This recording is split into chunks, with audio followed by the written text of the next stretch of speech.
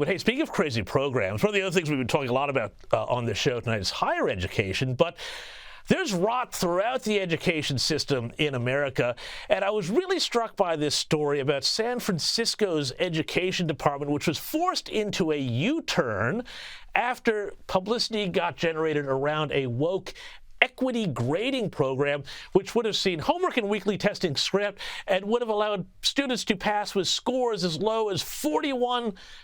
Now, there's been backlash, but this idea of equity, whenever we hear the word equity, not equality, equity, it always rings alarm bells. I mean, how big a problem is this in Democrat jurisdictions, this sort of woke education where kids don't grow up actually knowing how to do anything?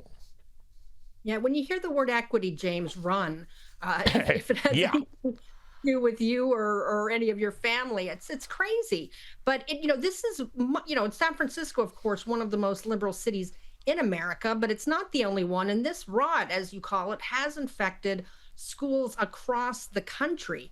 We've seen, even here in New York City and other cities, efforts to do this sort of thing, not quite as all at once and as blatant as maybe the San Francisco plan, but it's certainly there. And it's really sad because it claims that it's aiming to help disadvantaged kids. It says, well, some kids have trouble making it to school. They don't have a good place to do their homework. So we're just going to, make it easier for them to pass. Well, how about educating those children instead? How about not giving up on them?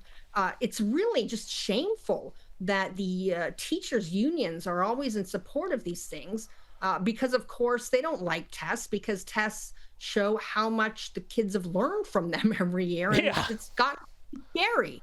And so these programs are just awful because when they say equity, what they mean is we're not going to try to teach the disadvantaged kids. We're just going to let them skate through. And then, absolutely. What? So end up in prison rather than in a career. It's shameful, James. And that's how you wind up perpetuating disadvantage. Kelly Jane Torrance, thank you so much for joining me.